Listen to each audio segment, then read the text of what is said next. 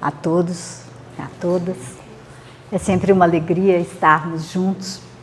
E hoje, Dia dos Professores, para homenageá-los, nós trazemos um professor que cumpre essa tarefa de uma forma exemplar.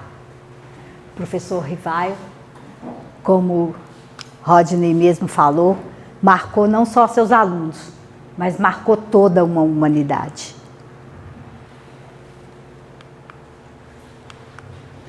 Nascido Hippolyte Léon Denisard Rivaio, em Lyon, em 4 de outubro, ou seja,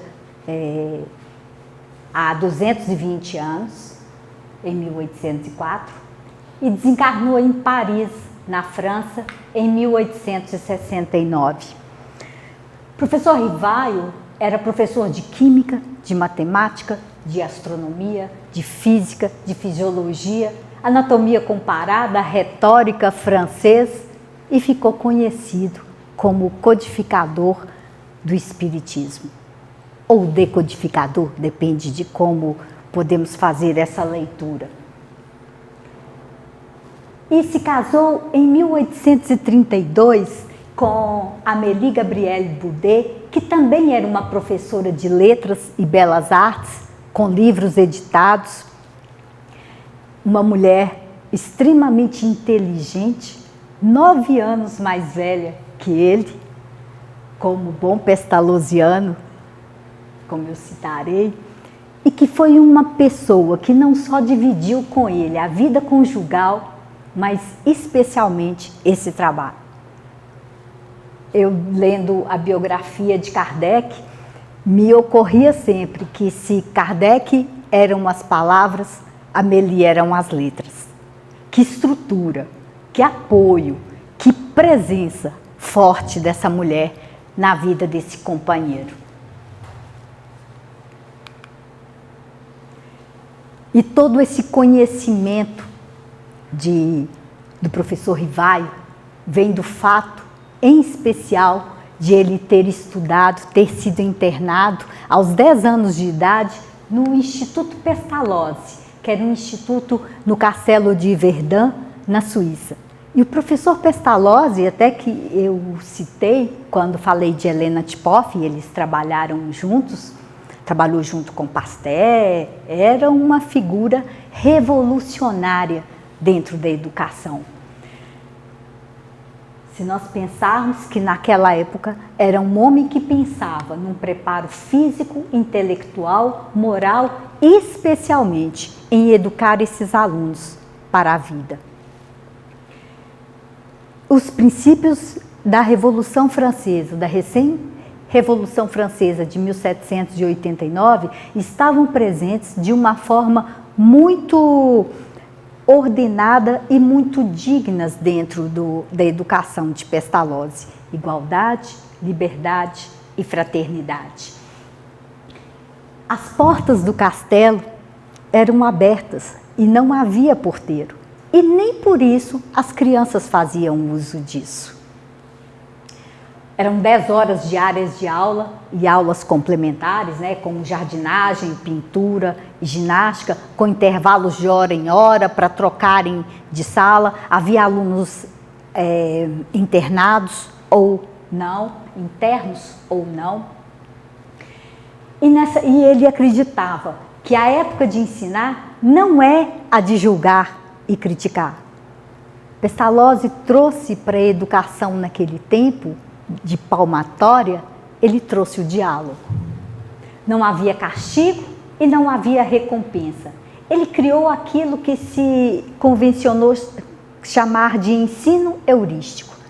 Que a pessoa tirasse, que dessa criança ela fizesse a própria educação a partir da sua inteligência, do seu tempo, da sua formação, da sua intuição, na sua velocidade. E aí começavam, o ensino passava por todas essas áreas. Então, não é de se admirar que Kardec tivesse um conhecimento tão amplo assim. Eles tinham professores que dividiam os alunos em grupos, os mestres mais jovens, acompanhavam grupos de 10 alunos e ficavam com eles todo o tempo em que essas crianças estavam fora da sala de aula.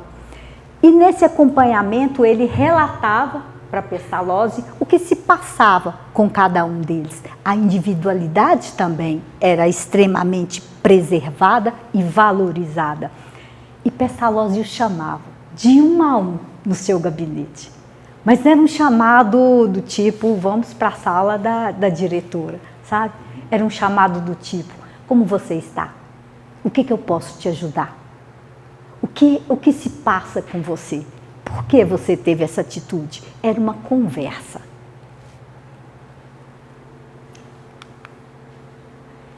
E tão preocupado, criado neste regime, nessa filosofia, Kardec se preocupou sempre com isso. Tanto é que na questão 905 do Livro dos Espíritos, ele volta a essa coerência, a questionar isso.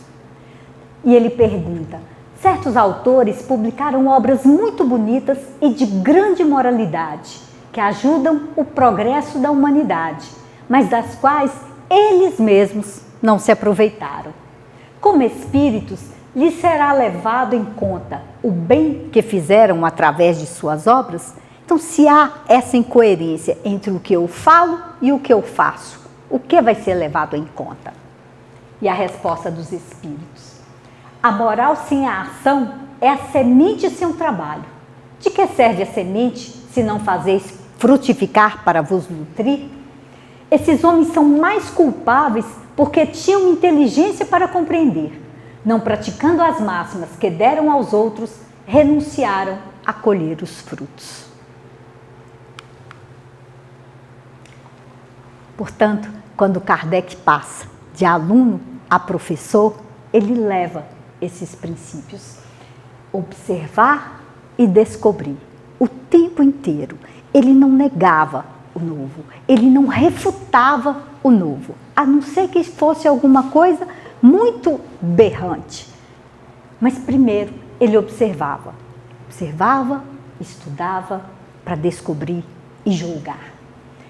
E baseado nisso, ele criou princípios para si mesmo, para que ele educasse outras crianças.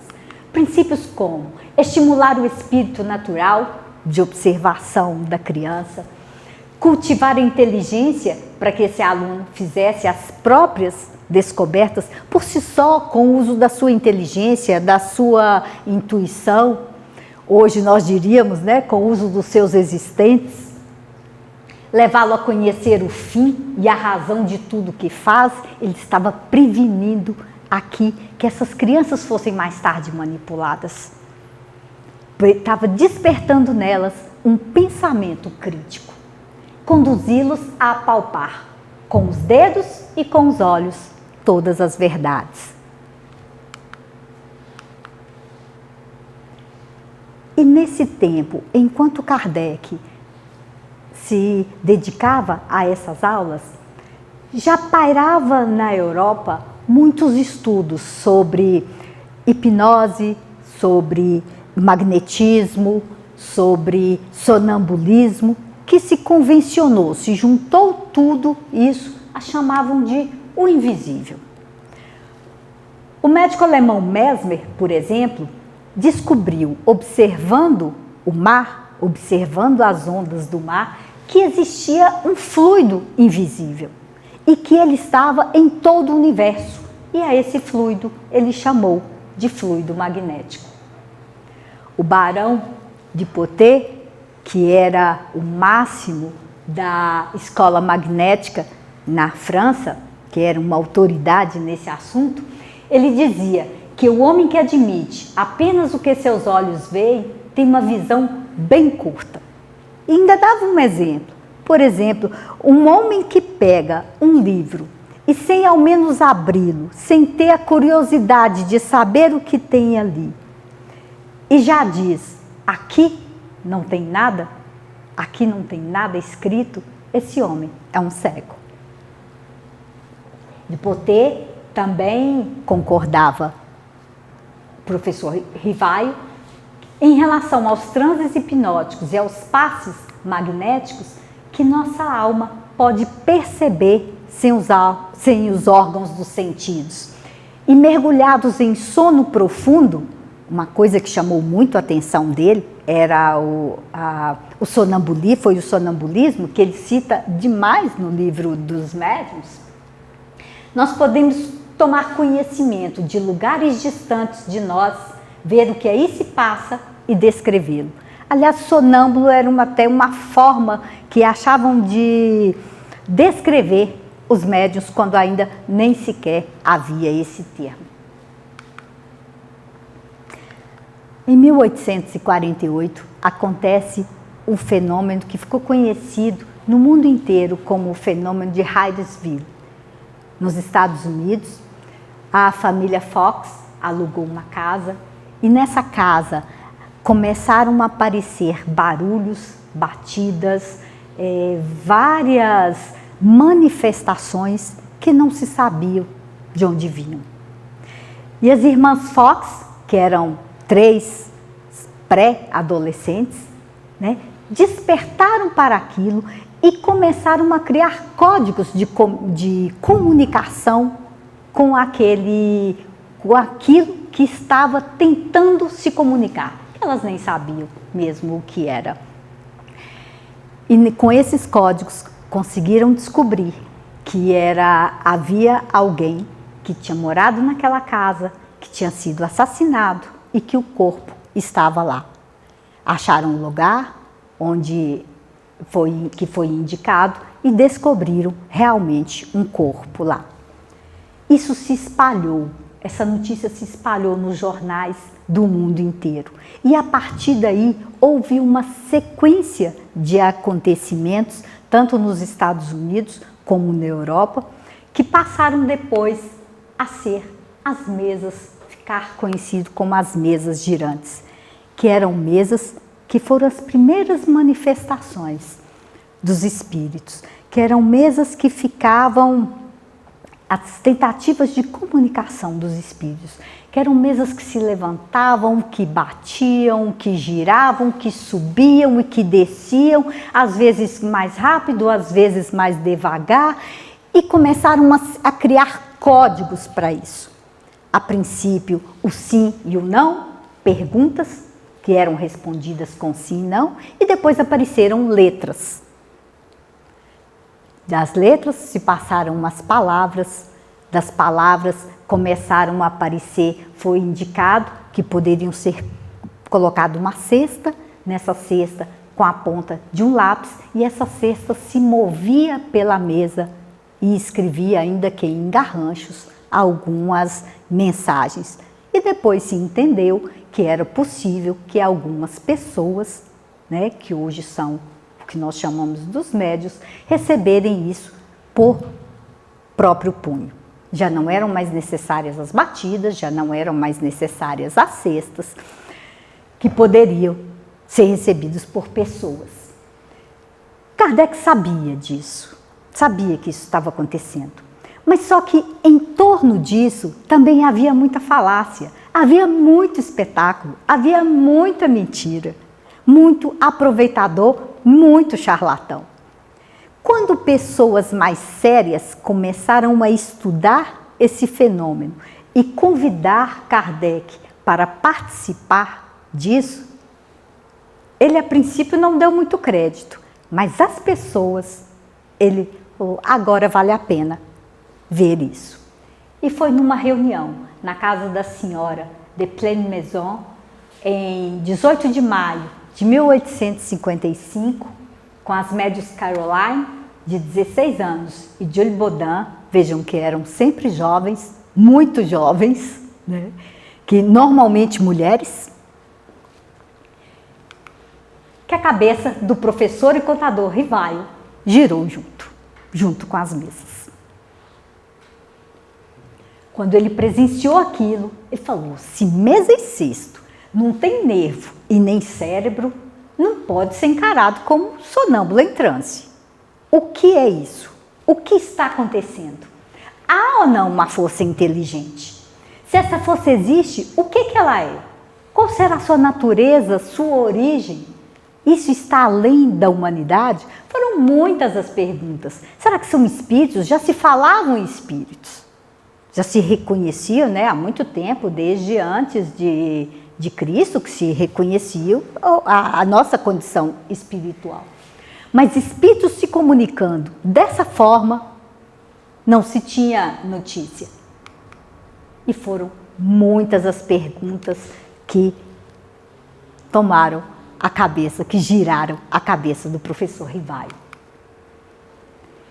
E entre verdades e mentiras, ele tomou de uma cadernetinha de couro, de lápis afiado, sempre nos bolsos, e passou a participar das reuniões com pessoas que ele considerava mais sérias.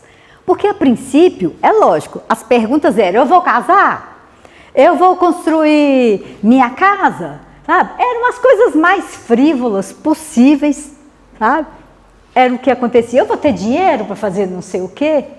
O professor Rivaio mudou esse tom completamente. E ele anotava tudo. Ele ia a uma reunião, anotava, chegava em casa, coordenava aquilo, estudava, tinha dúvida, voltava com a pergunta para a próxima reunião, ele já mudava o tom da conversa. Zéfiro foi um dos primeiros espíritos que se comunicou e se apresentou como tal. E ele fazia isso sem se deixar envolver emocionalmente.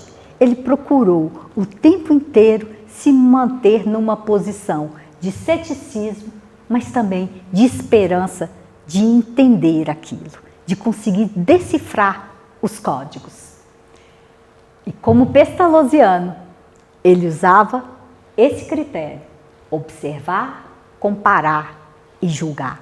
Se ele ia a reuniões diferentes, ele fazia a mesma pergunta a médiuns diferentes, a espíritos diferentes.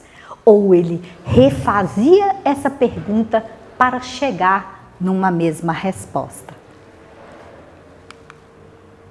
E essas perguntas foram se tornando cada vez mais complexas, porque ele dizia: é melhor rejeitar 10 verdades como sendo mentira do que aceitar uma única mentira como sendo verdade.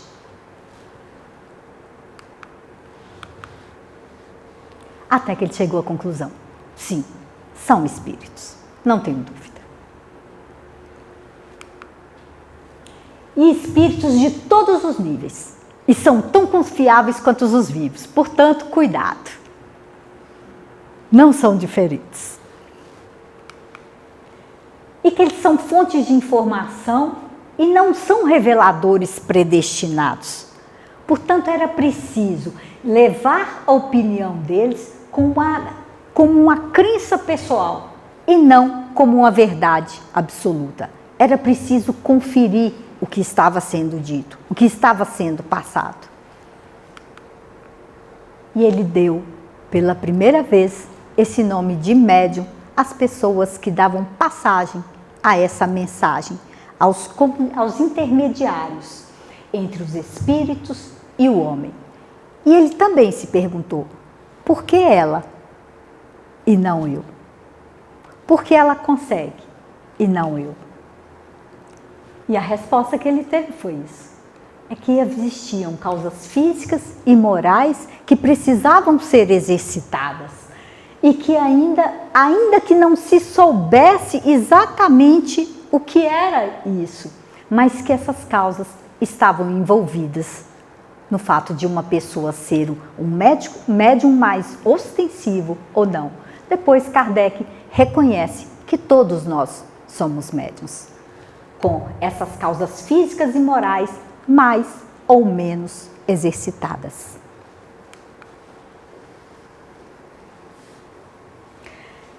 O próprio Kardec, durante uma noite de trabalho em sua casa, ele também ouviu muitas batidas na parede. Começaram na parede, depois tomaram a parede toda. E ele parava de escrever, as batidas paravam. Ele voltava a escrever, as batidas continuavam. A Meli chegou e falou, está ouvindo? Estou. Né? O que é isso? Saíram buscando, pela casa, dentro, fora, nada. Não havia nada. Tem alguma coisa. Ele desistiu, parou, foi dormir. No dia seguinte, numa reunião na casa do senhor Rostam, ele, através da médium Aline, ele pergunta isso a Zéfiro. O que aconteceu na minha casa ontem? Era uma tentativa de comunicação? Sim, era. E aquele que estava tentando se comunicar com você está comigo, está presente e quer falar com você. E deu a notícia. Caberia a Kardec organizar e divulgar uma nova doutrina capaz de revolucionar o pensamento científico, filosófico e religioso.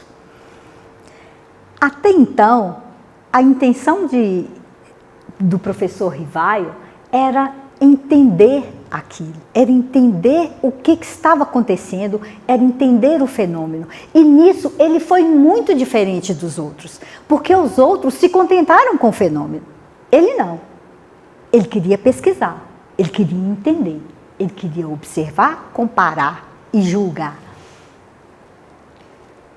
E quando ele recebe essa missão,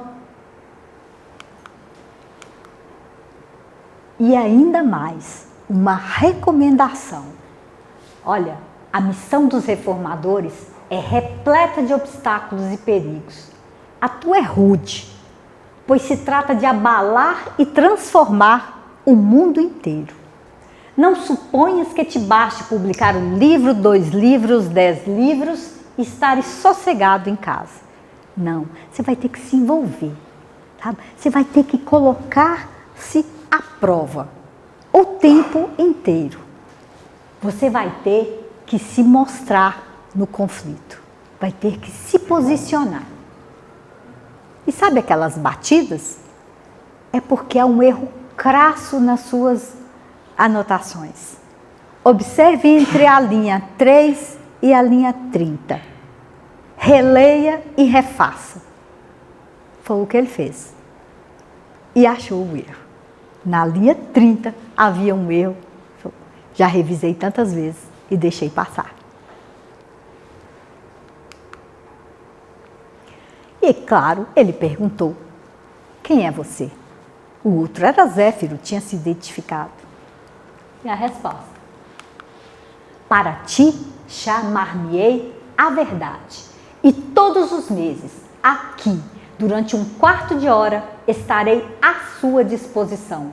Serei ao menos um guia que te protegerá e ajudará. Ser um guia chamou a atenção de Kardec. Proteger e ajudar. E ele perguntou: poderias dizer-me se essa proteção também alcança as coisas materiais da vida?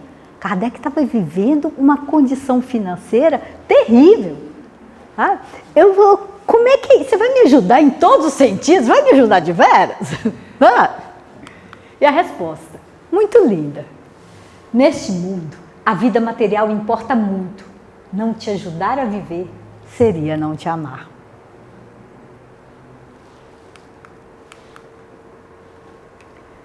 Olha a condição que Kardec se encontrava nessa época. Ele saiu de Verdun, foi para Paris, montou uma escola cujo sócio era o tio. O tio era viciado em jogo. Se meteu em dívidas a ponto de ele ter que vender a escola. O que lhe sobrou de dinheiro, ele entregou para um amigo que era investidor. O amigo faliu e lá foi o dinheiro dele junto. Ele já estava, para conseguir sobreviver, ele já usava todos os seus talentos, tudo o que ele sabia, sabe? Ele fazia contabilidade, ele escrevia gramática, ele dava aula de aritmética, ele montava cursos, ele fazia correção de provas, ele escreveu peças de teatro, coisa que pouca gente sabe. Não foram de muito sucesso também, Mas tudo, absolutamente tudo, sabe? Eu coloco os meus talentos a serviço da minha sobrevivência. Foi assim que ele raciocinou. E uma coisa que foi muito forte naquela época foi a posse de Napoleão III. Napoleão III chegou ao poder apoiado pela igreja. Ou seja, quando a igreja entra, ela exige que os professores fossem... E a igreja ocupou o lugar da educação, ocupou o sistema educacional da época. E a igreja exige que os professores processem a fé e os dogmas da igreja. Recitar o catecismo, zelar pela moral cristã, independente da fé ou da falta de fé de professores e alunos. Ele foi demitido. Ele não quis se submeter a isso e foi demitido após 30 anos de ensino.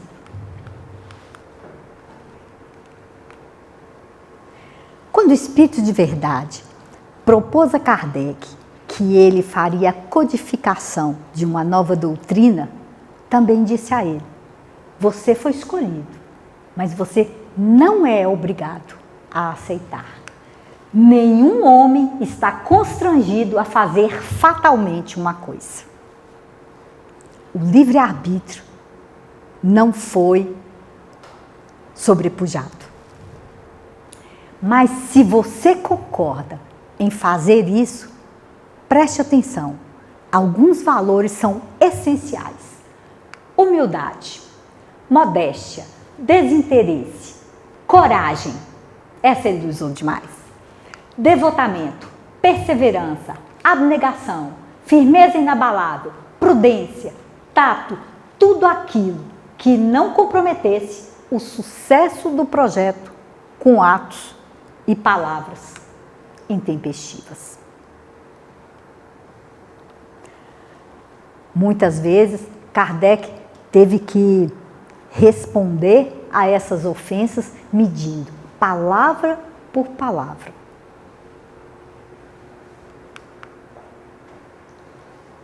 E lá foi o Livro dos Espíritos para o prelo. E ele deixou muito claro, logo na capa do livro, o que ele propunha: escrito e publicado conforme o ditado e a ordem de espíritos superiores. Ele deixava muito claro, ele se colocou nesse lugar de humilde. Não é meu o livro. O livro, a doutrina é dos espíritos. Aliás, é uma coisa extremamente errada que a gente faz, é dizer que eu sou espírita kardecista. Espiritismo, só existe esse. E a doutrina não é de Kardec. Nem ele não assumiu a doutrina como sendo dele. A doutrina é dos espíritos. É preciso que a gente tenha isso em mente. Os princípios da doutrina espírita sobre a natureza dos espíritos, suas manifestações e relações com os homens, as leis morais, a vida presente, a vida futura e o destino da humanidade. Kardec, a princípio, não aceitava nem que a doutrina que fosse uma doutrina religiosa. Depois isso foi entendido por causa dessas leis morais muito vinculadas ao Cristo, que havia um religar e nisso aí. E no Livro dos Médiuns isso já aparece num prefácio. A primeira edição do Livro dos Espíritos tinha 10 capítulos sobre a doutrina espírita, 11 capítulos sobre leis morais, 3 capítulos sobre esperanças e consolações, divididos em 501 diálogos. 1.500 exemplares, esgotados em 2 meses.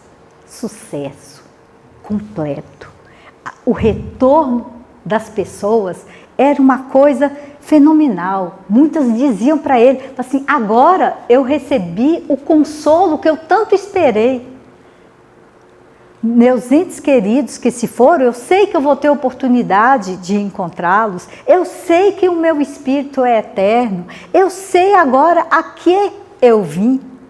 essas coisas foram se formando na cabeça das pessoas e foram dando outra conotação à sua vida espiritual. E de onde veio esse Allan Kardec? O professor Rivaio queria fazer uma diferença entre aquele professor que tinha livros didáticos editados, sabe? Que dava aula de ciências, etc. e tal, e o pesquisador de ciência e filosofia, observador dos espíritos. Então, e era comum o uso de codinomes. Por isso, ele, ao assumir o nome, ele foi sugestionado por Zéfiro, que numa sessão na casa das irmãs Baudin, disse que ele e Rivaio tinham convivido e trabalhado junto num tempo lá nas Gálias, onde eles eram druidas. E nesse tempo, o professor Allan Kardec se dedicou ao ensino e à filosofia na sociedade celta. Falou, é isso. Ele assume esse nome. O que ele não sabia é que ele ia ser cada vez menos Rivaio, cada vez mais Kardec. E o que se começou a edificar foi um mundo novo e eterno. Entender que a vida real está no espírito, livre do peso da matéria. E apareceram as dimensões do homem pela primeira vez, em corpo denso, em alma, esse material, esse espírito, e essa ligação entre corpo e espírito, que é o perispírito. A morte não é o fim, mas mais que isso, ela é sempre um recomeço. Ele introduz a questão da reencarnação no mundo espírita, que nós chamamos hoje, né, de polissistema espiritual, que é pré-existente e que é sobrevivente a qualquer outro mundo. E que a Terra não é o único mundo habitado e está longe de ser o mais perfeito deles. Aliás, eles fazem até em determinado momento até uma escala de evolução dos mundos, mas que há muitos outros mundos habitados. Mas que essa nossa passagem na Terra é essencial para fazermos aprendizados que só aqui são possíveis. Portanto, nós deveríamos aproveitar isso para cumprir essa missão e para renascer num outro estágio de evolução, porque a tendência era sempre evoluirmos. Por que chocou tanto? Os colaboradores invisíveis dessa obra, do Livro dos Espíritos, vinham da igreja, vinham da ciência e eram também celebridades. Então, por todos os cantos, havia representantes e representantes nobilíssimos, como João Evangelista, que a igreja achou de uma heresia completa colocar o evangelista como um dos espíritos ditadores do Livro dos Espíritos. Vicente de Paulo, que era um sacerdote santificado pelo Papa, muito recentemente. François Fenelon, um teólogo. Da ciência veio Benjamin Franklin, veio Emanuel Swedenborg, que também era matemático, que já era um espiritualista, e vieram inclusive médicos contemporâneos do professor Rivaio, com quem ele havia convivido naquela encarnação. E celebridades, olhem só, o imperador Napoleão I, tio de Napoleão III, o então imperador, também era um dos espíritos comunicantes. E Sócrates, que está muito presente no Livro dos Espíritos e em vários outros livros. Além disso, além desses, ainda havia também outros que ele dizia que eram espíritos muito superiores e que não tinham muitas vezes, nem passagem pela terra. Portanto, não eram conhecidos por aqui.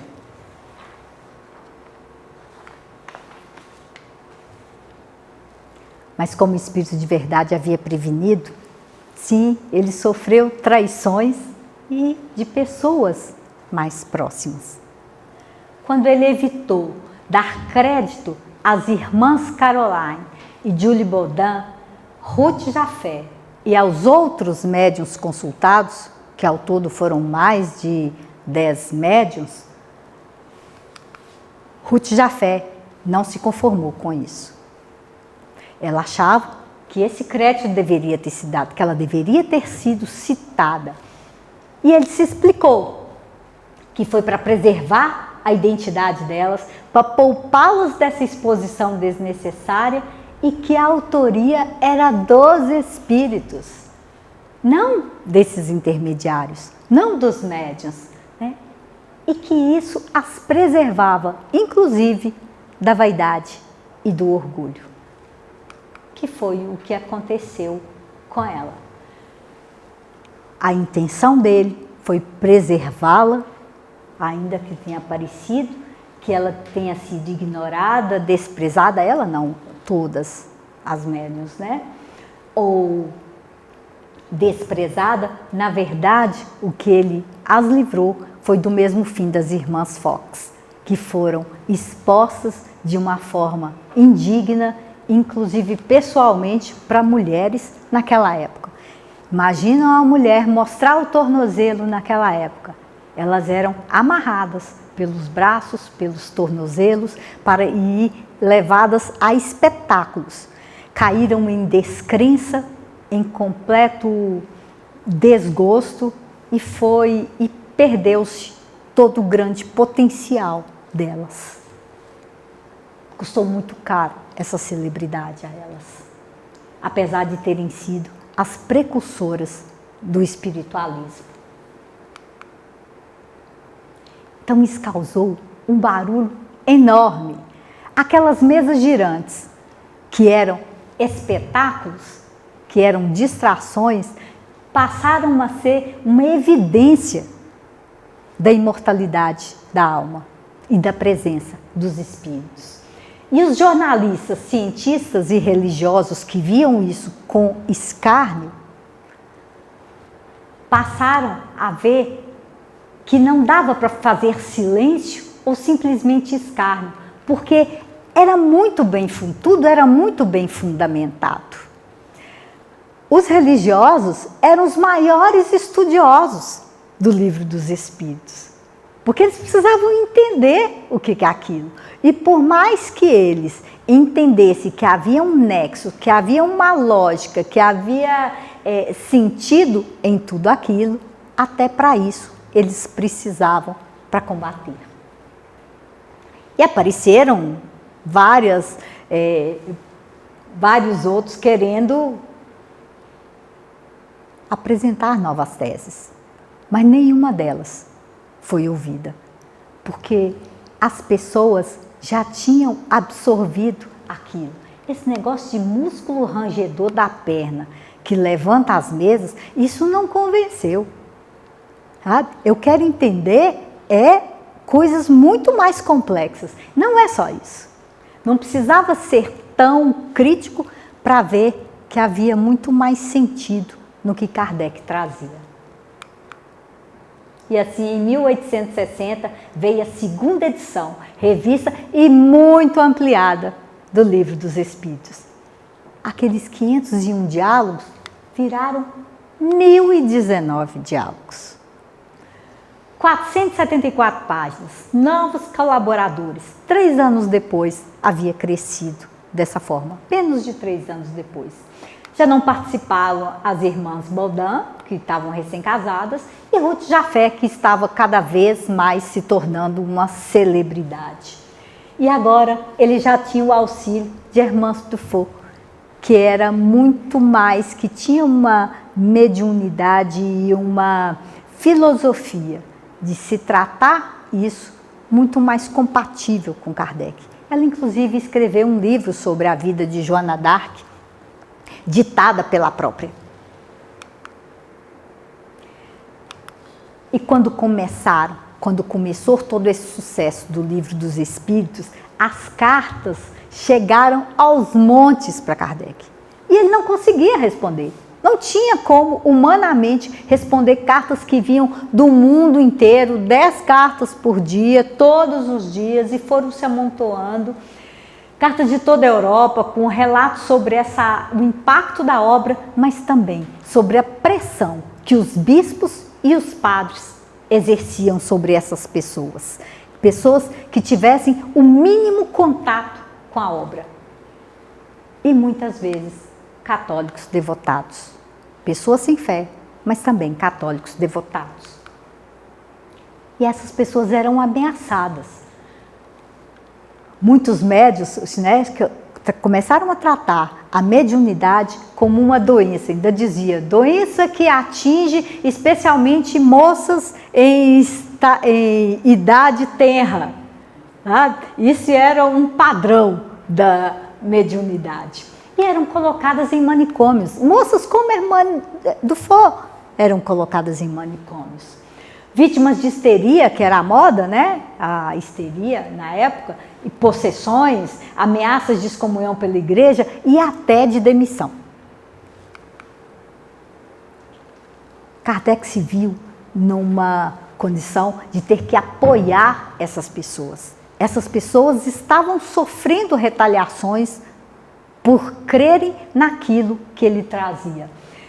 E para fazer isso, ele se perguntava, né? Como é que eu vou esclarecer e apoiar esses leitores? E como é que eu vou fazer isso de forma a multiplicar? Porque eu não consigo responder carta a carta, não consigo responder todo mundo. Então ele pegava aquilo e respondia a várias pessoas ou a várias questões através dessa revista. Quando essa revista ela foi autorizada, ela foi aprovada pelos espíritos. Ele levou essa ideia. Olha, eu estou pensando em fazer uma revista, o que vocês acham? Falei assim, boa ideia. Falei, eu vou lançar a primeira, eu vou ver se funciona. Sempre, constância. Você vai lançar essa revista e vai continuar com ela. E assim ela continuou por 15 anos, todos os meses. Era a forma de ele dar respostas a essas pessoas, dar respostas às situações que aconteciam e de uma forma muito esclarecedora. Aconteceu em Barcelona, no ano de 1861, o que ficou conhecido como Auto de Fé de Barcelona, que foi quando foram levados, a pedido de um amigo de Kardec, que havia se exilado na Espanha. Ele pediu livros espíritas, não só o livro dos espíritos, não só os livros de Kardec, inclusive o livro de Joana d'Arc, pediu que fossem enviados para lá, porque ele tinha uma livraria, iria vender aqueles livros lá. Mas, embora tenham sido pagos todos os impostos, ter corrido todo o processo alfandegário, o bispo Antônio Palloy Termens, ele ditou que aquilo deveria ser tudo queimado, que não poderia, que embora fosse outro país, que a igreja era uma só no mundo e que aquilo era uma heresia no mundo inteiro. Kardec tentou recorrer disso e se ele tivesse recorrido, ele teria ganhado isso. Mas os espíritos o aconselharam a não fazer isso. E qual foi a conclusão? Olha lá, no final não havia nem acabado a fogueira e a multidão já gritava, abaixo a Inquisição. A própria multidão fez essa leitura, que aquilo era contra a liberdade de expressão. Lembrando que a gente tinha saído da Revolução Francesa, que eram outras as ideias. Kardec vai falar mais adiante que os detratores da doutrina trabalharam mais para ela do que, na verdade, os seguidores. Porque isso deu uma visibilidade a doutrina imensa, sabe? É o que a gente diz comumente, né? O tiro saiu pela culatra.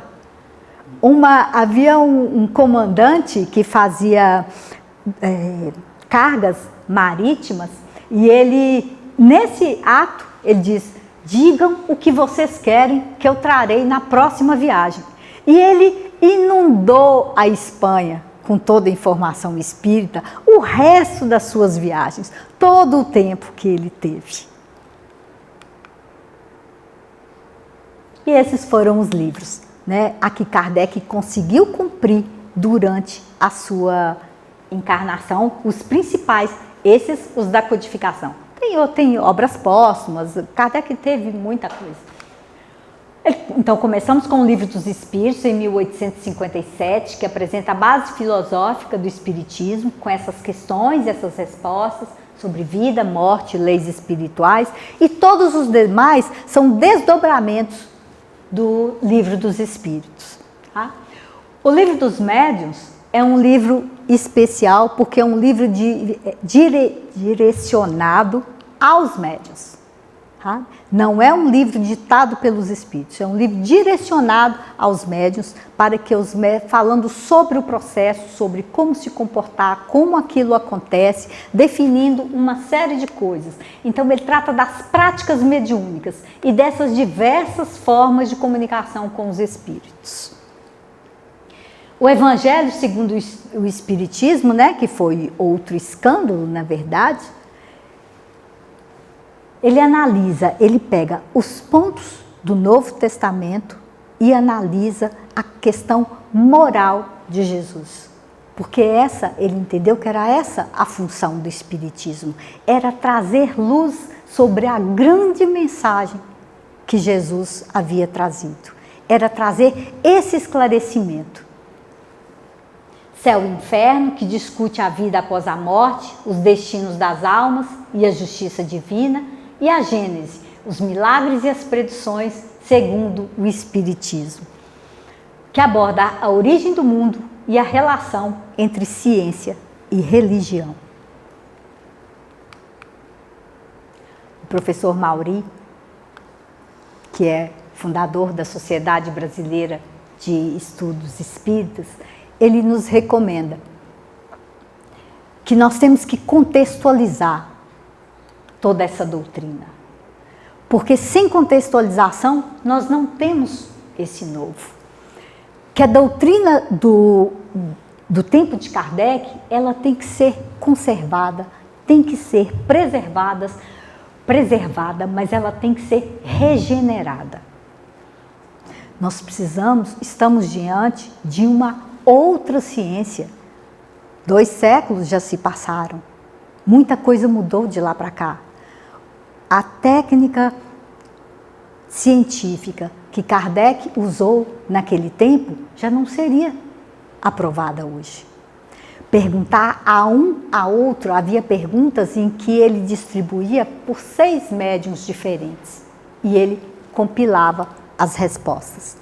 Hoje, num minuto, eu vou saber que ele está perguntando para fulano, para cicrano, é ou não é? Em tempos de rede social. Num minuto eu vou saber o que está acontecendo, o que fulano está falando, tá? Em tempo real. 2 séculos depois, nós precisamos recontextualizar essa obra. Einstein também falava isso, que a ciência sem religião é paralítica e que a religião sem ciência é cega. Aliás, o próprio Kardec aprovaria e muito isso. Olha o que ele diz. O Espiritismo, marchando com o progresso, jamais será ultrapassado, porque se novas descobertas demonstrarem estar em erro sobre um certo ponto, ele se modificará sobre esse ponto. Se uma nova verdade se revelar, ele aceitará. Então é assim, com esse pensamento, tá? De reler essas obras, de conhecer as obras, mas também de pensar, de contextualizar o que era a ciência, o que era a cultura no século XIX e o que é hoje o que nós sabemos hoje que não era sabido naquele tempo. Contextualizando isso, nós veremos que obra maravilhosa nós temos na mão. Aliás, falando nisso, livro maravilhoso, uma leitura fácil, a biografia de Kardec, Marcel Souto Maior, tá? Uma leitura fácil, fluente, muito gostoso de se ler, que eu recomendo. Há muito mais histórias, até porque seria muita pretensão falar da vida de Kardec em meia hora. Muita paz a todos, muito obrigada pela atenção. Vamos para o momento do passe.